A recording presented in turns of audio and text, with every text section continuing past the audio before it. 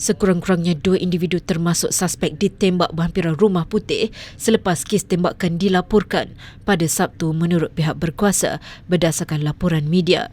Agensi Penguatkuasa Undang-Undang Persekutuan bertindak susulan laporan tembakan berhampiran kawasan Rumah Putih sekaligus mencetuskan siasatan aktif di Washington DC, lapor Anadolu Agensi.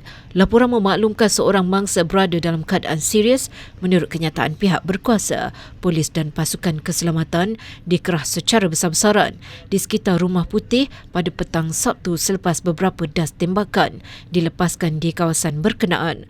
Menurut pihak berkuasa, Presiden Amerika Syarikat AS Donald Trump berada di Rumah Putih ketika kejadian berlaku, mengusahakan rundingan perjanjian dengan Iran. Menurut laporan Fox News, kes tembakan berlaku berhampiran 17th Street dan Pennsylvania Avenue NW dan wartawannya sedang berusaha mengesahkan maklumat itu bersama petugas di lokasi.